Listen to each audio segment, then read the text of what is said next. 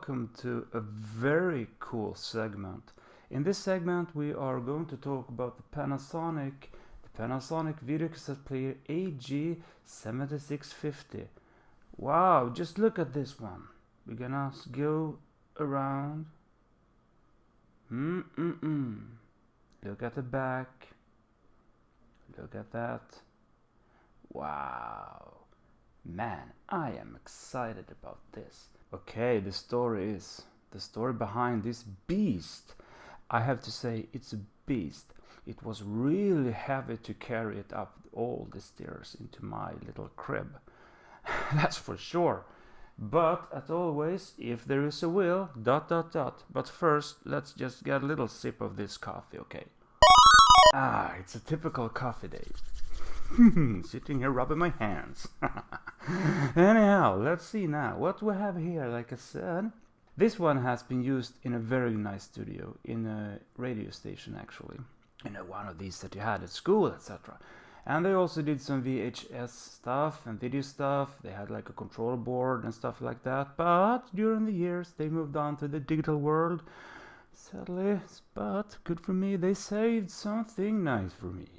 Alright, so what we are dealing with here is not just your ordinary fuse or your whatever you have in your garage. This one is a little bit more. So what we have here is of course the play, the stop, rewind, fast forward, pause and everything organized in a nice way. But what's so interesting about this model is the following thing.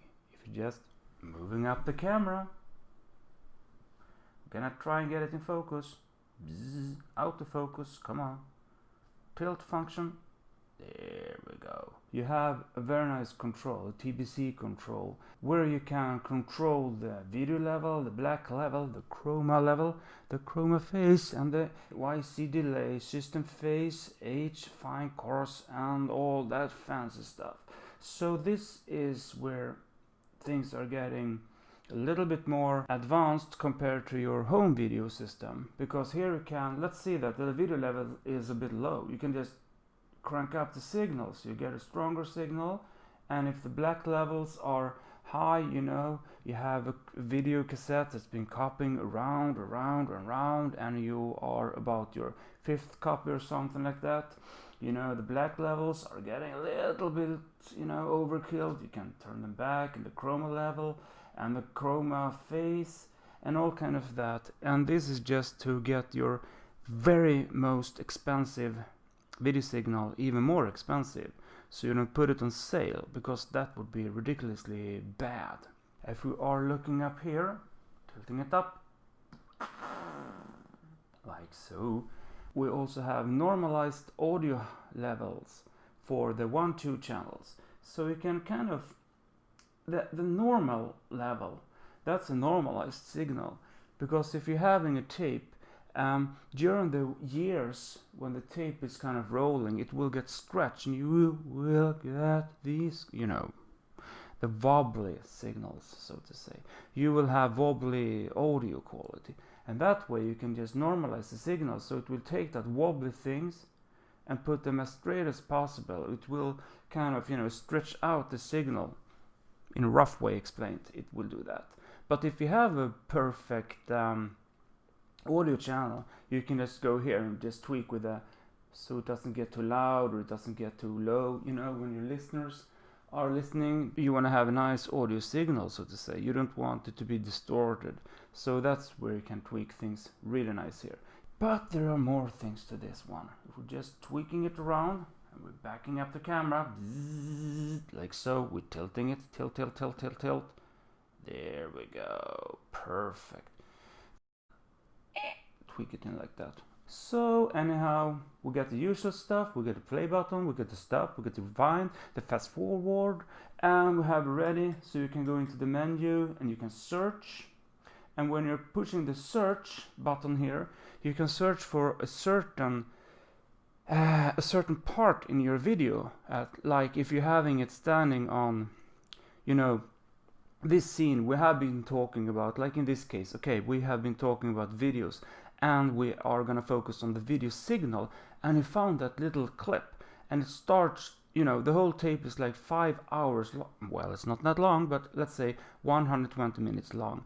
But at the time, at the timeline around 60, you know, 60 minutes, that's where the fun part begin. But the really interesting parts begin at 65 minutes in on the tape. So what you're doing is you search for that part and you just boom, push it there, and you have set a start key. So whenever you just pushing the play again, boom, it will start from that signal.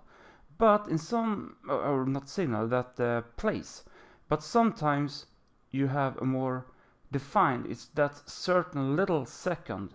Then you can just use this jog wheel and jog your way until you find that perfect, you know, that's the one.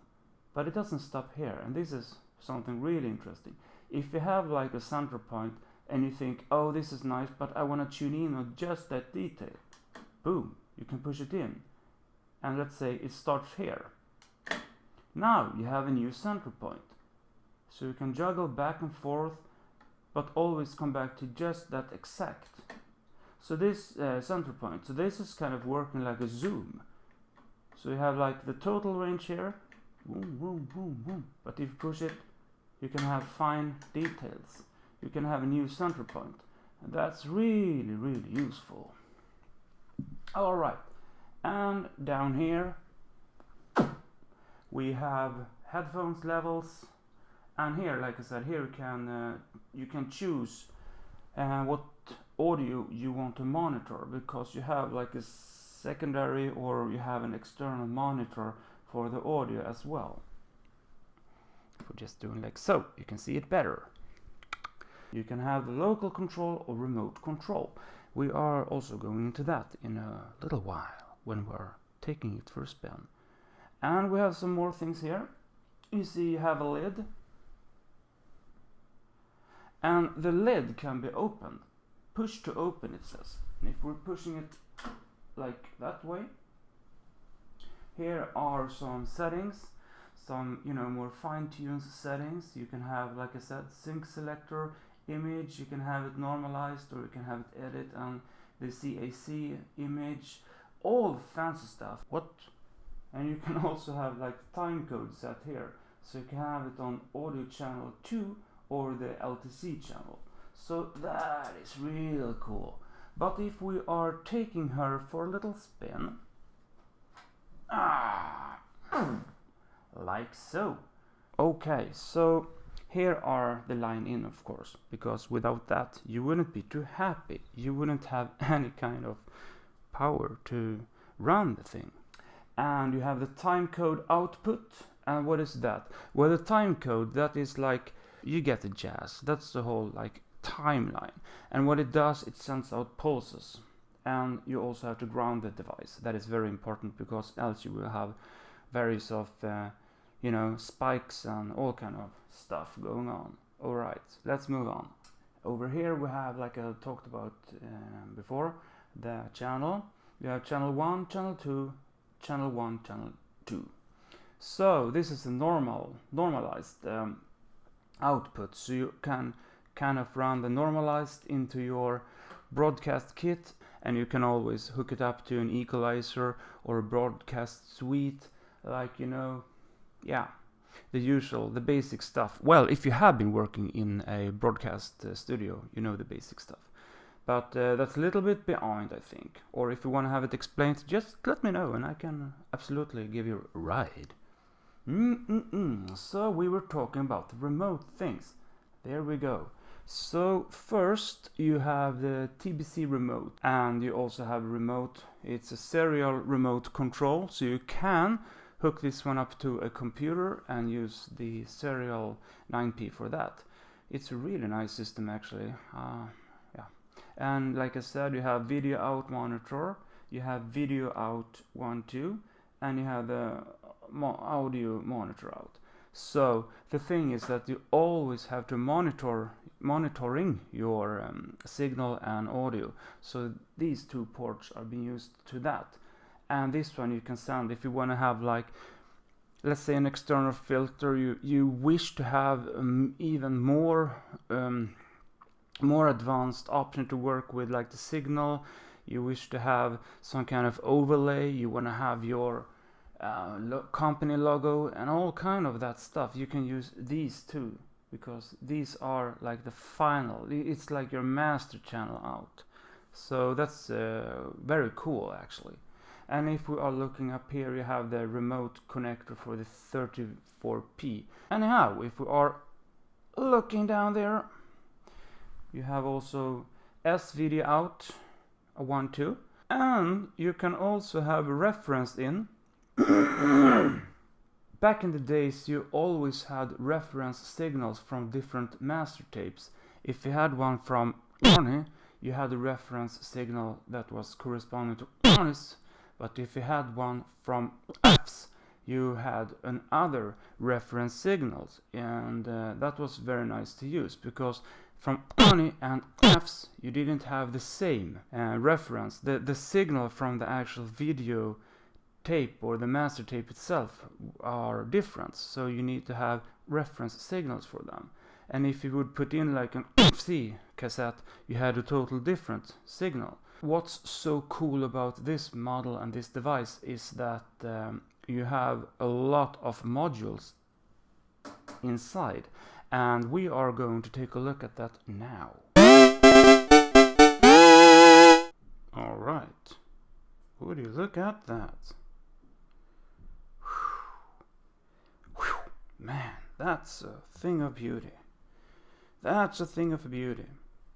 Okay, we're gonna go back here, and I'm going to try my best to explain this as good as I can, so you will get a proper understanding about how this is working internally, because it's very different compared to your home video cassette players, so to say. Okay, so here is the actual mechanical device where your tape is coming in, and it's kind of evolved around that wheel here, and goes around the different reading heads and stuff over there. And here you have a nice little stepper motor to control, and the height you can up and lower the head there. Alright, so next, oh, I can see that this one is in need of some kind of cleaning here. Oh, yeah, and that's no strange at all, because mechanical stuff is always getting a tear down or just grease, you know, everything. It doesn't matter how careful or how clean clamped your tapes are, they will look like this. Alright, but over here, if we are getting like that, these 1, 2, 3 first cards here, or first, these cards are the Tbc Control actually, and you can control them via these trim pots here to really calibrate it, to have a good signal. And that is what I said about the reference signal. That is also why you need a good reference signal, so you can calibrate them, and you can have, yeah, you can store them into a bit of a memory.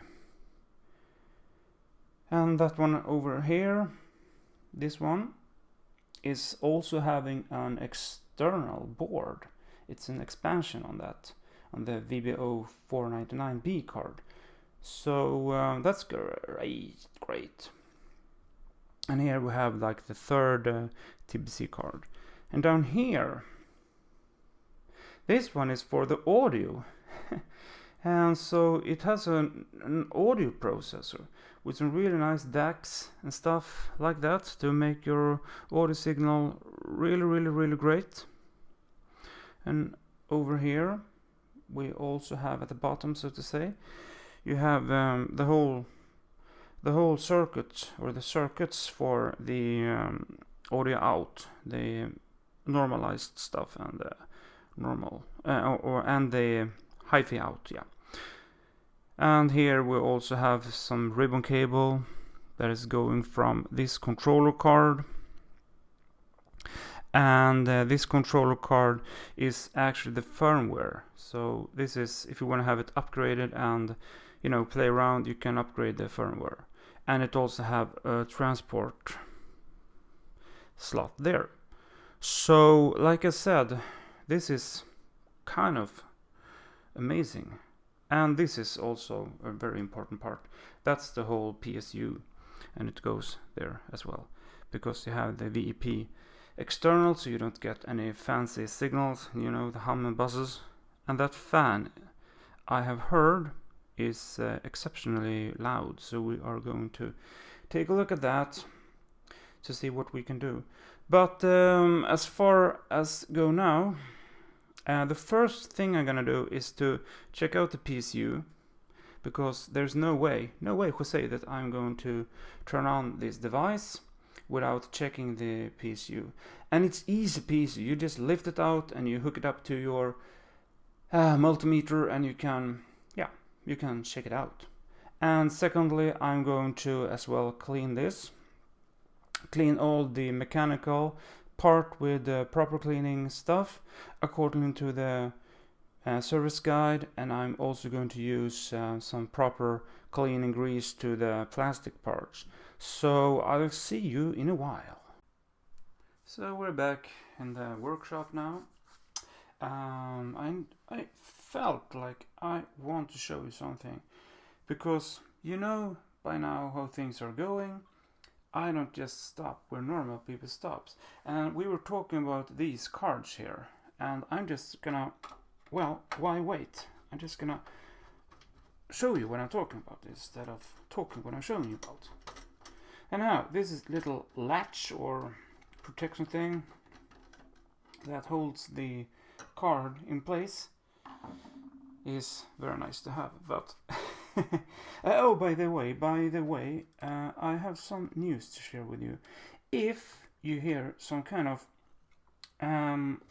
well, it's human noises in a way, but if you hear some kind of weird noises, more weird than you normally hear from my videos, it's my neighbors. My neighbors are in the process of expanding their family, so to speak, and I think they have their bedroom just, don't misunderstand me now, but on top of where I'm filming, so just anyhow, so this is the VEB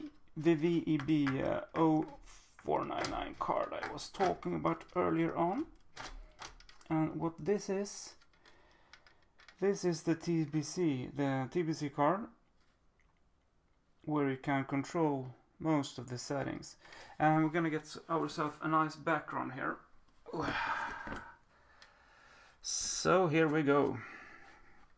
Like I said, this is really cool looking. Gonna see if we can get it in focus, because sometimes we know how the technology is. Like so, that's good. Ooh, mama. Yeah, this is just like I said. We can see there, it's the TBC one.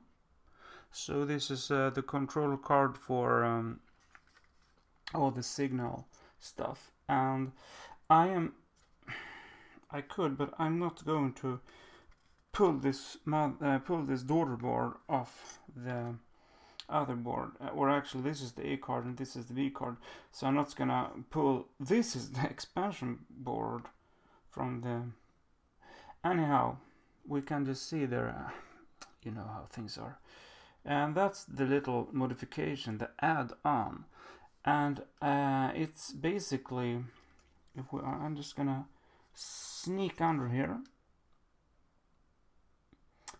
Yeah, it's for enhancing the picture quality for some odd reason. So perhaps it's just an upgrade, or something like that, because it's on top of the IC402.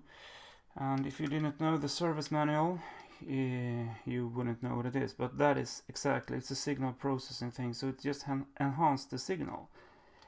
And here we have some other patchings going on. And like I said, you can adjust the pole settings here, or whatever it is. Is it pole or ball? Pole ball, I don't know. And the burst clamp, and the clamp is just how much gain you will have at the eye resolution RGB. So this is the color. This is the color thing. Yeah, that makes perfectly sense. Of course. Who are you trying to fool here? Come on, Cris. All right. So yeah, of course. So this is an RGB thing that you can exactly. That's for adjusting the Y and Z level of the RGB colors. Wow, cool. And exactly, so like I said, this is the clamp burst level for the I and for the BY and RY, the blue red, and that's perfectly matching here for the I and Z levels. Oh, we are in good. Yeah, and that's the YC delay. And this is just for enhancing the Y level, the horizontal positioning, and you can sync it so you get a perfect sync. So you don't, in the past you could get these blah, blah, blah things when the video from the VHS didn't successfully sync correctly. And yep, this is just strengthen my theory. The burst width, perfect. We got some more stuff here. Yep, and that's the C80 reference for that reference stuff I was talking about earlier on, and this is for the APC. So yeah, I know there are a lot of technical terms, but I'm going to try and once we're booting this up, so to say, I'm gonna go through what I am talking about. And yeah, I have to say this one is in really good condition as well. They got nice grounding plates there, and if we're looking at the back, the rear, yeah, C level, Y level, so there are even some good stuff going on here. So let's pop and see the other card. So here we go again, and this is of course the TBC 3 circuit. And looking here again, I mean, like so, we can see that this is the trim pot for the phase, the H phase, the horizontal phase, and the CQ1 phase. Oh, and here is also for the anti-SC phase, so you can control, because this unit can read both PAL and anti-SC video. This is cool. You can actually add on one for the SC phase. That's cool. And you got some trigger response there, and you got all kind of video phase here. And you see that we have some really nice architecture here. I mean, you got the neck. So this is a decoder, and that's probably some kind of RAM or something. And here we also got some RAM or burst memory, and this is a standard for converting video. And these are some nice crystal, perhaps. Yes, it's an yeah, something like that. Oh, everything is looking really nice. I totally love how very graphic, mind me saying graphic, but how very extremely user-friendly this is. So let's dig into the other card. Alright, so I was trying to get this out, the audio board, but it's a little bit more complicated than that, and I'm not going to risk anything because there are some ribbon cables down there to the actual Syscon server or server board. So we will probably, you know how things are, we will probably go that way at the end of the day, but for now we are not going to do that. So we are gonna take a look at the bus card.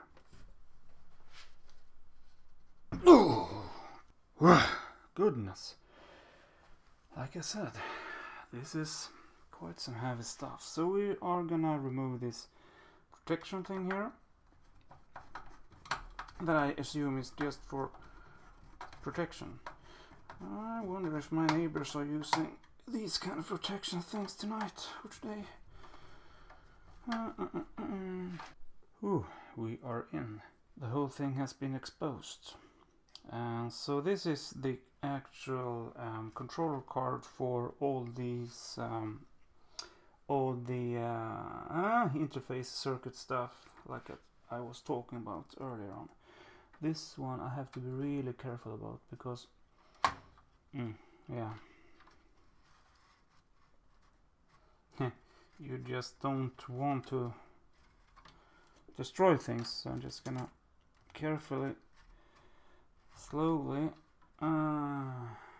Okay, so I should have done it a bit differently, I think, but who cares? Let's see. Okay, well, I'm glad I didn't pull that one too hard because there was a ground wire connected to the common ground at the case. It would just have been me. Alright, so like I said, this is kind of the heart of everything. This is the interface circuit in a way, and you can see that you have some ports for that little serial port, because this is a standard serial protocol, and this is for the bigger bus, the parallel. And here you can see that this is probably this is an upgraded. I can see that at once. I have of course done some research on this machine, so I know this is an upgrade because you can see the green spots indicating it's done by a certified service center.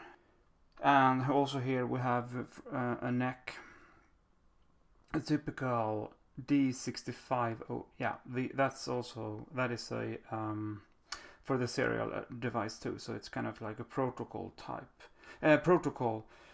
card, which is also equipped, like I said before, with a bus add-on. So you can have it like you can stack on an add-on card on this without ruining or kind of blocking the bus here. Yeah, that's very interesting. Let's go on with the other card. Okay, so we actually ran into the mine again. It just stopped because this card is really hard to get. Yeah, you could, but again, I'm not in that mood to kind of ruin the thing, so to say, because it has a lot of hot wires going on and they are hot glued here. And this ribbon cable, well, you think you just pop it up, but it's so wired, and at the bottom you can see it, but it's wired with some clips here. So, well, I know you can take out the whole system if you want. You can take out the whole module like that. Yeah, so this is the tracking card, and it's for tracking here, and that little the read head, so to say, so you can align it up, down, and you can use the TBC functionality. And if we are looking at these pots, the trim pots here, you can see that it actually says that one is a tracking for the FC and the other one is a tracker 2, track 3. So what this is allowing us to do in like the reality, so to say, this is set to be the let me get it straight. This is the center point, and this is the maximum, and this is the minimum. So you can kind of restrain. You can have like a default value. Let's say that from these and that value, from that ohm and to that ohm, the resistance is ohm 2 divided by 3. So you get a mid-range value. So you can hardwired them, so to say. You can set them at a fixed. So that's really nice, and these caps are not bulging out. Just makes me wonder about the neighbor again. Anyhow, so they are just looking good, and I have also done the typical sniffing, so to say, so it doesn't smell too bad, just a lot of dust, but that we're gonna fix. And here you have a really nice package there. And some ceramics stuff. I like I said, I really love the whole layout of this machine. It's well, I haven't seen anything like this ever in my entire life. And by the way, I know that some people, how can you know so much about this machine? You can't really know everything by just reading. No, that's actually true. And I'm just gonna, while I am popping things back here, I can tell you a little story that I have been working in an electronic shop. So, and I actually have done a lot of electronic engineering in the past. So that's why I know so much about this. So, yeah, I didn't just, drool over the hardware. I wanted to know more than just what the hardware can do. So I took the time and asked the bastard who worked there everything I could, just to, get as much knowledge I could. And, somehow I seems to have good memory. And since I've been working more with electronics the past 15 years or something like that, I have kind of, bounced up the skills. And, I wanna know what I'm doing. So that's just a little side note. But let's just pack this baby back again. So there we go. I'm gonna try and clean this one out. I'm not gonna use anything special. I'm just gonna go for the standard tops, some pads, some cleaning papers, and just some IPA solution, isopropanol alcohol. I'm using a high quality one, so we are really working our ways through. Like I said before, you have to keep two things in mind: when to use the silicone grease and when to use like a multi-greaser grease actually. The thing is that when working with video components or actually machinery things, it's really important that everything that has some kind of dirt around the plastic stuff here, and there, always use silicone grease for plastic and rubber things, because it's just better for them. And use high quality. I can't stress it enough, but use high quality stuff. And when it comes to more like mechanic stuff, the metallic, mind me saying metallic, yeah, you know what I mean, non-plastic stuff, then you use a multi-greaser, and again use a good high quality one, because here we can see that if I'm just, you can see this has been, it's just not looking that well, so to say. So I'm just gonna start and clean here, and we will see what's going on. I'm just gonna go really careful, gentle, and I'm gonna go really careful around these parts, because these parts is actually what's going into your VHS cassette. So if you didn't know, now you know why these, you have some kind of hole in the cassettes. Now you know better why you have these holes, because it's to get it aligned and get a very sharp angle when it's when the reading head is coming. Here is actually the mechanics thing that will push the cassette, the tape mass, so to say, to the reading stuff here. And this is the motor driving the whole carousel, so to say. So I'm just gonna go on and clean here, and I will see you back in a while. Yeah, so like we can see, there are quite some grease and some gross stuff going on here. And if we are free moving over the actual VCR, the interior, so to say, I think I did a decent good work. I mean, I could have spent more time, but I think that an hour of cleaning, you can see these if we're zooming in.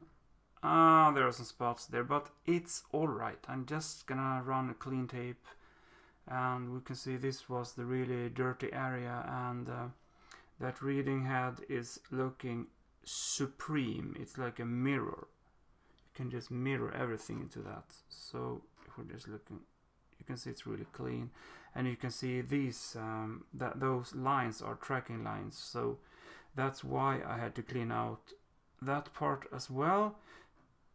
And that was really, you see, it looks really gross, but it isn't that gross, because yeah, I'm zooming out. I mean, I'm zooming in like 10% zooming, so yeah, that's how things are.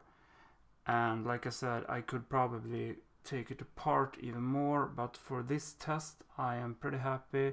Around here was really rat's nest to clean out. Still there are some fragments and some parts that could be more or less better done, but like I said, I'm just gonna put it up for test run. And while I was at it, I also checked out the PCU, and amazingly it was working.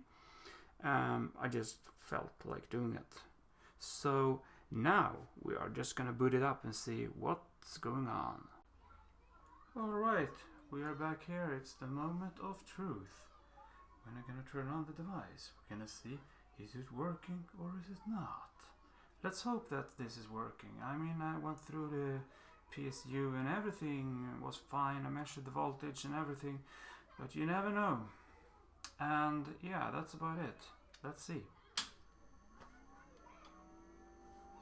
Ooh, yeah. Look at that. The meters are showing up. Really nice.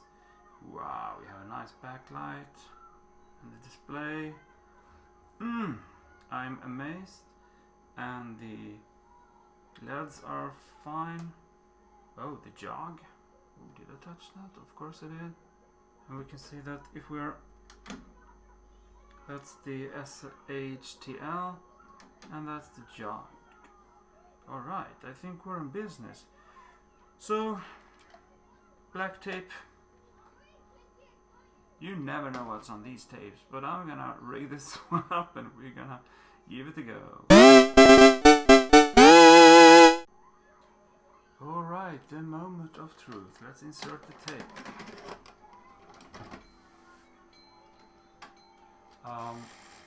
There are some weird noises in the background, but I can't help it. Oh, what in the world?